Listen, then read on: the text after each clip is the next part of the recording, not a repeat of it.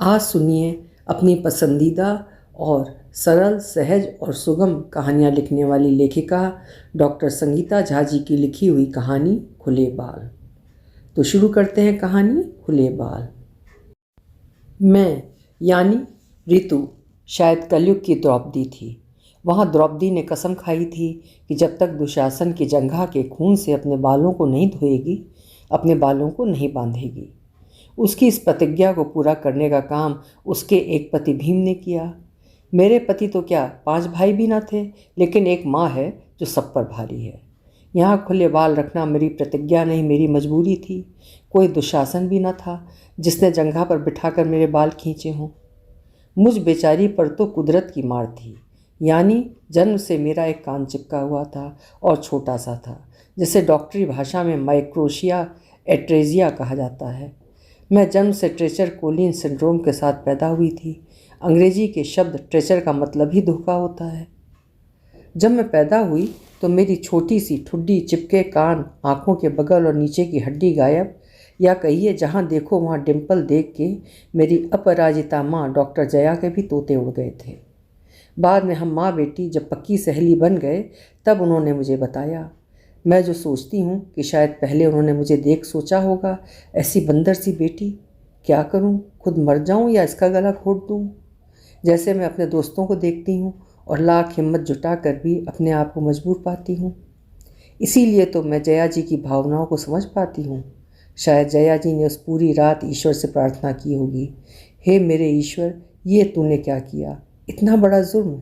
मैं ही मिली थी जहाँ आज भी कन्याएं मारी जाती हैं, गर्भ के अंदर और बाहर दोनों। मैं कैसे अपनी इस लाड़ों को जालिमों के बीच पालूंगी।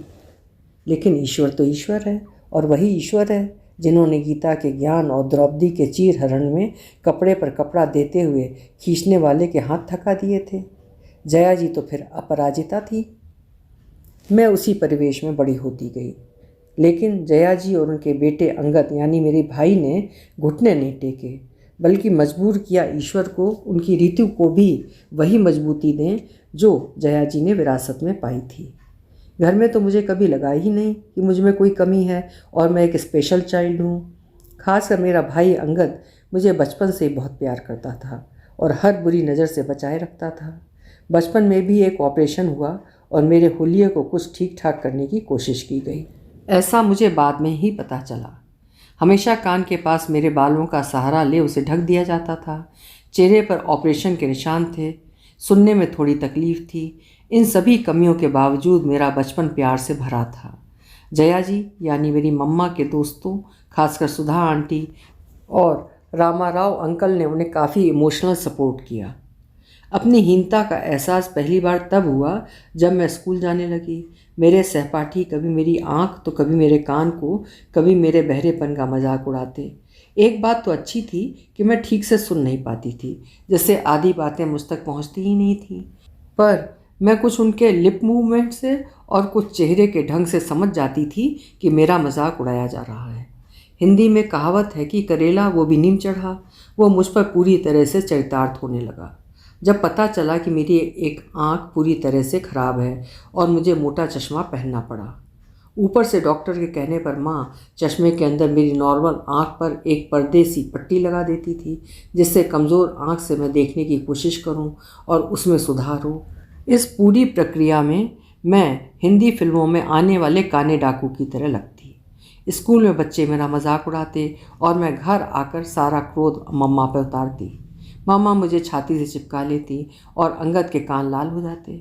मम्मा स्कूल आकर टीचर से बात करती और कहती, इसे सामने बेंच पर बिठाएं क्योंकि ये ठीक से सुन नहीं पाती। अंगद ने मेरी सो कॉल्ड सहेलियों से कई बार काफ़ी झगड़ा भी किया। कई बार मेरा रूखापन देख टीचर्स मम्मा को सलाह देते कि इसका कुछ नहीं हो सकता, इसे स्पेशल स्कूल की ज़रूरत है। मैंने मम्मा से पूछा कि मेरे कान ऐसे क्यों हैं, क्यों मैं नॉर्मल बच्चों की तरह सुन देख नहीं सकती, क्यों, बताओ ना क्यों। बेचारी जया जी ने मुझे शांत करने के लिए बताया कि जब मैं बहुत छोटी थी तब बिस्तर से गिर गई थी, जिससे मेरे चेहरे की कई हड्डियां टूट गईं और कान इस तरह चिपक गए। इसके बाद मैं जया जी यानी मम्मा से नफ़रत करने लगी कि कैसी माँ है ये, मुझे गिरा कैसी हालत कर दी और अब जले पर नमक छिड़क अच्छी माँ बनने की कोशिश करती हैं। जया जी ने मुझे कई डॉक्टरों को दिखाया, लेकिन मैं हर बार खुद से हार जाती। मैंने खुद से मुझे बनाने वाले भगवान को कई पत्र लिखे जो अंग्रेजी में ही होते थे, क्योंकि मुझे हिंदी ठीक से नहीं आती थी। ज़्यादातर पत्रों का सार होता था, God why did you experimented on me, give me a mom like stupid Jaya who could not take care of a small baby like me. See, I fell down. Look at my face, totally distorted, broken here. People make fun of me. I have read many stories of your miracle. I have heard the song, Pengu Giri Langhe, Andha Dekhe, Langra Chalkar Pahunche Kashi Re. Then what is my fault? Please help me, God. इस तरह की ना जाने कितनी चिट्ठियाँ भगवान को लिखी, और कभी तकिए के नीचे तो कभी छत पर। हर दशहरे पर नीलकंठ से गुजारिश की, नीलकंठ तुम नीले रहना, मेरी बात राम से कहना, सोए हो तो जगा कर कहना, बैठे हो तो समझा कर कहना, पूछना पूरी दुनिया में ऋतु ही मिली थी जिसे तुमने जया की जैसी माँ दी, जिसने अपनी ही बेटी को बिस्तर से गिरा कर तोड़ फोड़ दिया। अपनी परेशानियों से जूझती हुई मैं बड़ी होती गई।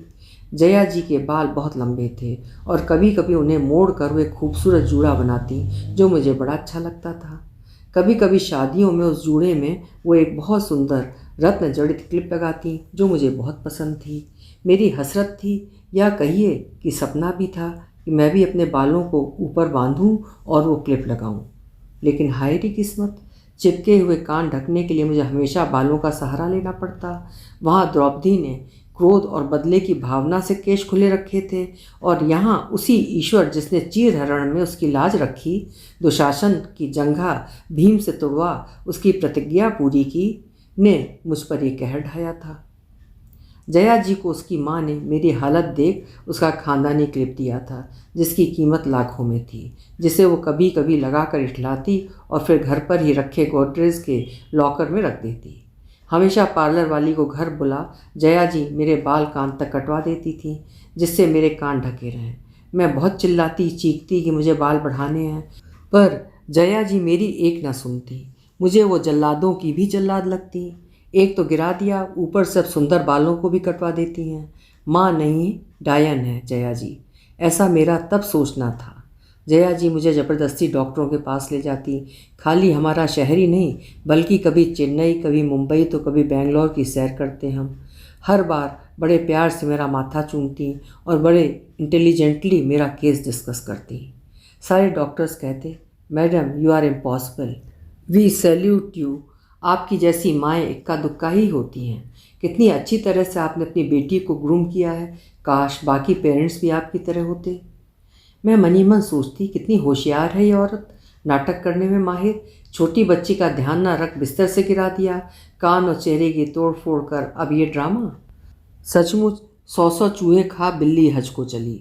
बेचारी जया जी मेरी केयर करते करते अपनी उम्र से काफ़ी बड़े लगने लगी थीं, और तो और बाल भी उनके सफ़ेद हो रहे थे। एक दिन तो स्कूल में गजब हो गया, जब मेरी एक क्लासमेट मारिया ने मुझसे पूछा, is she is your granny. मैं मन ही मन हंसी और खुश हुई कि भगवान मेरे साथ किए कर्म का खुद बदला ले रहे हैं। माँ की उम्र में नानी कहला रही हैं। जया जी अपना मेडिकल प्रोफेशन छोड़ करीब करीब रोज़ मेरे स्कूल आती। हर टीचर से मेरे बारे में बात करती, लेकिन जैसे मलियागिरी की भीलनी चंदन जलाकर खाना बनाती है, ठीक उसी तरह चंदन जैसी जया जी के साथ बेरुखी अपनाई जाती थी। दुनिया केवल पेपर में ही बड़ी इमोशनल और कंसर्न नज़र आती है। हर कोई स्कूल में जया जी को मुझे स्पेशल बच्चों के स्कूल में डालने की सलाह देता, लेकिन जया जी ने हार न मानी। मेरे सारे रिपोर्ट कार्ड्स, जिसमें मुझे 100 में कभी 2 कभी 3 नंबर मिलते थे, छुपा कर रख देती। अंगद को भी बताती कि उसकी ऋतु पास हो गई है। हर दिन किसी ना किसी क्लासमेट के घर जाकर क्लास में सारा पढ़ाया कॉपी कर घर वापस लौटती। उस समय तो नहीं, पर अब समझ आता है कि भगवान खुद धरती पर नहीं आ सकते, इसलिए माँ को भेज दिया। जब कभी टीवी में महाभारत देखती तो कल्पना करती कि कभी मेरे लिए भी भगवान आए और मेरा कान ठीक कर दें। मैं नानी वाला रत्न जड़ित क्लिप लगाकर एक सेक्सी सा जोड़ा डालूं। जया जी ने शायद वो क्लिप लॉकर में रखा था। एक दिन मैं जया जी पर बहुत चिल्लाई, मैं नहीं कटवाने वाली अपने बाल। खुद तो लंबे बाल रखे हैं और मेरे कटवा देती हैं। माँ के नाम पर कलंक हैं आप। कोई अपनी बेटी को पलंग से गिरा ऐसी हालत करता है। पता भी है मेरा कितना मजाक बनता है क्लास में। मैं डांस करती हूँ तो वन्या कहती है तुम बड़ी होकर बार डांसर बन जाना। कोई लड़का मुझसे बात नहीं करता। इससे अच्छा तो जैसा दादी कहती हैं कि आप मेरा गला ही घोट देती। दादी मुझे अपने बेटे की ज़िंदगी का बोझ मानती थी और हमेशा जया जी को ताना मारती थी। बंदर जैसी बेटी पैदा कर ताव दिखाती है, इससे अच्छा गला घोंट से मार देती। लेकिन जया जी ना उनकी इस टिप्पणी पर कोई प्रतिक्रिया करती और ना ही कमज़ोर बनती। मुझे एक चट्टान बन अपनी छाती से चिपका लेती। लेकिन उस दिन मेरी बात सुन लड़ पर्वत की तरह मजबूत जया जी टूट गई और ज़ोर ज़ोर से रोने लगी। उन्हें इस तरह रोता देख मैं डर गई। जया जी रोते रोते लगभग बेहोश सी हो गई। अंगद बड़े प्यार से जया जी के पास आया और मुझसे पूछने लगा, मम्मा को क्या हुआ? मैंने बड़ी बेरुखी से जवाब दिया, ड्रामा। मैं तब 8वीं क्लास में आ गई थी और अंगद अपने नीट यानी मेडिकल एंट्रेंस के रिज़ल्ट का वेट कर रहा था।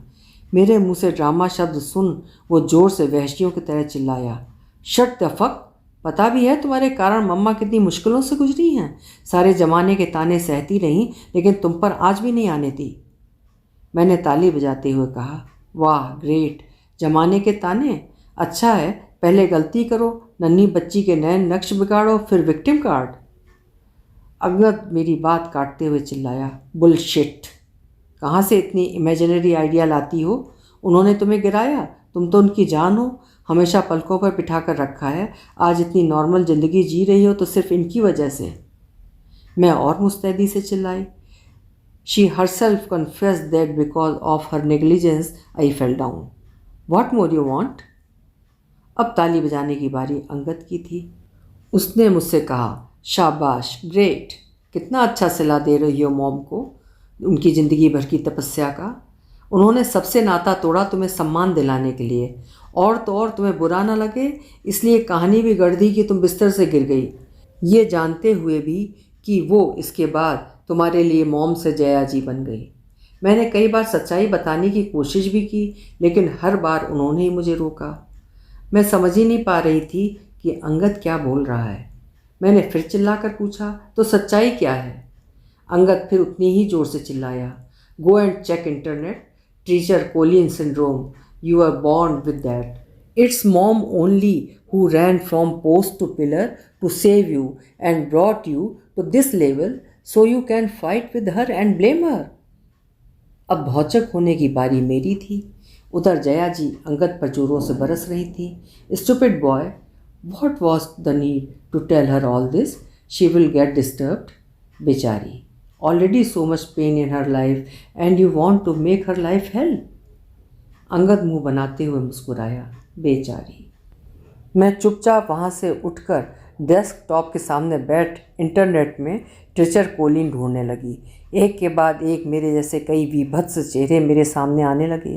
तब जाना कि ये भयानक राक्षस किस तरह कितनों की ज़िंदगियाँ तबाह करता है। मुझ पर तो इसकी आंशिक मार ही है। खुद पर बड़ा गुस्सा और बेहद शर्म आई और जया जी पर बेहद प्यार। एक पल में वो डबल फेस वाली जया जी से प्यारी मम्मा बन गई। मैं दौड़कर बरसों पहले खोई माँ के पास गई और गले लगकर रोने लगी। लेकिन तभी पाया कि मुझे खुश रखने के लिए माँ ने अपने बाल भी कटवा दिए थे। ये उनका मेरे लिए समर्पण था। मम्मा ने भी मुझे गले से लगा लिया और हम घंटों एक दूसरे से बातें करते रहे। बरसों से पल रही कई ग्रंथियाँ दूर हुईं। मैंने भगवान के पास जाकर कई बार अपनी सोच के लिए माफ़ी मांगी और कहा, जिसे मैं अपना दुशासन समझ रही थी, अब आप भी आओ कुछ चमत्कार करो। जया जी बेचारी तो इंसान है। मैंने माँ को अपना सपना भी बताया कि मैं भी उनकी तरह बालों का जूड़ा बना वो रत्न जड़ित पिन लगाना चाहती हूँ। माँ चुप रही, फिर धीरे से बोली, देखो अब मैं तुम्हारी तरह स्टाइलिश बॉय कट हो गई हूँ, सेम पिंच, अब तो खुश हो ना। समय बीतता गया, मेरे बाल भी लंबे होते गए, लगभग कमर तक आ गए, पर मैं हमेशा द्रौपदी की तरह खुली रखती थी। अपनी कमियों से दोस्ती कर ली थी। मैंने अपनी पढ़ाई और अपने गुणों पर ज़्यादा ध्यान देना शुरू कर दिया। अब मुझे कोई फ़र्क ही नहीं पड़ता था कि कोई मुझे घूर कर मेरे चेहरे की बनावट देख रहा है। लेकिन हसरतें तो हसरतें ही हैं। वो ज़रूर मन में चल रही थी कि काश मैं भी हल्का सा जूड़ा बांधती और उस पर रत्न जड़ित क्लिप। एक आध बार क्लास में बालों को बांधा तो कभी मीनू तो कभी रमणी ने आवाज़ लगाई, ये Retu, what happen to your ear, देखो चिपक गया है। मैं हर बार हंसते हुए जवाब देती, that's trick, I know magic, तुम लोग कर पाओगे क्या? हर बार कृष्ण से गुहार लगाती, कब मुझसे जूड़ा बनवाओगे, कब मैं बालों को बांधूंगी। लेकिन कलयुग में भी भगवान बसते हैं, लेकिन अब तो डॉक्टर कहलाते हैं वो। एक दिन मम्मा का फ़ोन आया तो मैं ठीक से सुन नहीं पा रही थी। मम्मा ने पूछा, व्हाट हैपेंड? मैंने उदास होते हुए कहा, मालूम तो है माँ, सुनने में तकलीफ़ होती है। मम्मा भी चुप हो गई। इसके बाद छुट्टियों में जब घर गई तो मम्मा ने कहा, चलो मेरे एक फ्रेंड है डॉक्टर विष्णु, ENT सर्जन हैं, बहुत नाम है उनका, शायद कुछ हेल्प कर पाएँ। वैसे तो दिल्ली यूनिवर्सिटी में पढ़ने से मेरे विचार कुछ अलग से, पर पता नहीं क्यों विष्णु का नाम सुनकर लगा शायद मुझ द्रौपदी का कुछ उद्धार हो जाए। हम जैसे ही उनके OPD पहुँचे, मम्मा ने वहाँ बैठे उनके अटेंडेंट से पूछा, मुरली डॉक्टर विष्णु है क्या? मुरली विष्णु इन नामों ने जैसे मेरी नास्तिक के भी मन में आशा जगा दी। मैं तो ईश्वर को केवल अपने दुखों के लिए ही कोसती थी। जैसे हम डॉक्टर विष्णु के कमरे में गए, माँ ने उन्हें मेरे कम सुनाई देने के बारे में बताया। सुनते ही डॉक्टर विष्णु ने कहा, oh don't worry doctor Jaya, we have wonderful audiologist Srinivas, he will solve your problem. Again तुम्हारा नाम भगवान श्रीनिवास, अब लगा जरूर मेरी मुश्किलें कम होंगी। श्रीनिवास सर ने जोर लगाकर हैया की तरह आर्टिफिशियल इंटेलिजेंस का सहारा ले मेरे लिए एक छोटी सी हियरिंग एड बनवा दी। पहली बार ज़िंदगी में पंखे की आवाज़ सुनी। बाहर खुले आसमान में आई तो चिड़ियों की चहचहाहट, ठंडी हवा की सनसनाहट से सामना हुआ। बार बार ऊपर वाले का शुक्रिया अदा किया कि उसकी कायनात कितनी खूबसूरत है। मुझे तो मानो पंख मिल गए उड़ान भरने के लिए। बार बार घर आ टीवी का वॉल्यूम धीमा कर खुश होती तो अंगद आवाज़ लगाता, ये आवाज़ तेज कर। ऐसा पहली बार हुआ था कि अंगद ने मुझे आवाज़ तेज करने को कहा। मम्मा को लगता बड़ी महंगी हियरिंग एड है, मेरे कूदने से नीचे गिर कहीं टूट ना जाए। बेचारी डरती थी कि मैं बुरा मान उन्हें फिर से जया जी न बना दूं कि पैसों की बातें कर रही है। मेरी खुशी देखें जो ज़िंदगी में पहली बार मिली थी। उस दिन डॉक्टर विष्णु ने मेरे चिपके हुए छोटे कान भी देखे थे। उन्होंने मम्मा से कहा था, one of my close friend from Bombay does ear reconstruction using rib cartilage. If you say yes I will call him and get it done. मैं तो रिब के नाम से डर गई। हसरत ज़रूर थी जया जी का क्लिप लगाने की, लेकिन उसके लिए छाती कटवाना। रिब्स की कार्टिलेज निकालने के नाम से रोंगटे खड़े हो गए। मम्मा ने मुझे समझाया, तुम अभी भी बचपन वाली सर्जरी सोच रही हो, अब मेडिकल साइंस 20 सालों में काफ़ी आगे बढ़ गया है। एनेस्थीसिया की इतनी अच्छी तरकीब और दर्द कम करने के काफ़ी अच्छे इंजेक्शन्स आ गए हैं। थोड़ा डर कम हुआ।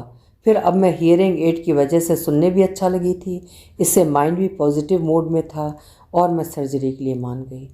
जब मम्मा ने बताया बॉम्बे में एक डॉक्टर आशीष जो अपने सहयोगी गायत्री के साथ मिलकर ईयर रिकन्स्ट्रक्शन करते हैं, तो आशीष और गायत्री नाम नए मेरी आँखों की बल्ब जला दिए। विष्णु, मुरली, श्रीनिवास, माँ गायत्री और इन सब के आशीष की मुझ पर वर्षा। मुझ कलयुग की द्रौपदी का उद्धार तो होना ही था। कान बन गया तो मैं अपने बालों को बांध पाऊंगी, खुद को ईश्वर के किए अन्याय से मुक्त कर पाऊंगी। ठीक एक स्वप्न की तरह बॉम्बे से डॉक्टर आशीष और गायत्री आए और मुझे माइक्रो एट्रीशिया से मुक्ति दिलाई। करीब 2 हफ्तों बाद मैंने अपने ऑपरेशन के दर्द से भी मुक्ति पा ली। आज धनतेरस है और 2 दिनों बाद दिवाली। मैं दिवाली के लिए हॉस्टल से घर आई हूँ। पिछले 2 हफ्तों से अपना चूड़ा और उस पर लगा नानी वाला रत्न जड़ित क्लिप बार बार सपने में दिख रहा था। मैंने मम्मा से अपनी इच्छा जाहिर की। मम्मा का चेहरा पूरी तरह से सफ़ेद और भाव रहित हो गया। मैंने हंसते हुए कहा, डरिए मत मम्मा, मैं आपकी मातृक संपत्ति नहीं लेना चाहती, केवल एक दिन अपने जूड़े में लगा अपनी बरसों पुरानी हसरत पूरा करना चाहती हूँ। और ये मौका भी मुझे मेरे कृष्ण डॉक्टर आशीष और डॉक्टर गायत्री ने दिलाया है। ऑफ कोर्स ये सब मेरी कलयुग की दुर्गा यानी मेरी मम्मा के कारण ही हो पाया है। मम्मा मुझे गले लगा फफक फफक कर रोने लगी। उनके गरम गरम आंसुओं से मेरे पूरे बाल भीग गए। उन्होंने मुझे बताया, मेरी महंगी हियरिंग एड लेने के लिए वो क्लिप बेचनी पड़ी। वो मजबूर थी, जबकि डॉक्टर ने ऑपरेशन तो फ्री ऑफ कॉस्ट ही किया था। मैं रोने के बजाय हंसने लगी और मन ही मन बुदबुदाई, वाह प्रभु, तेरी भी माया अजीब है। मेरे लिए कलयुग में तुम आए तो डॉक्टर बन के। तुम ही ने दर्द दिया था और दवा भी तुम ही ने दी, लेकिन एक हसरत पूरी करने से क्यों चूक गए। मैंने तन कर एक लंबी सांस ली और मम्मा को गले लगाया और जो चीज़ें पाई थीं उनका शुक्र अदा किया। मन ही मन सोचा, मेरे खुले बाल ही अच्छे लगते हैं और मैं खुले ही रखूँगी, लेकिन फिर भी हसरत ना पूरी होने का मलाल तो था ही। अभी आप सुन रहे थे डॉक्टर संगीता झा जी की लिखी हुई कहानी खुले बाल। आपको कहानी कैसी लगी कमेंट सेक्शन में ज़रूर लिखिएगा। फिर मिलेंगे। आपका समय शुभ हो।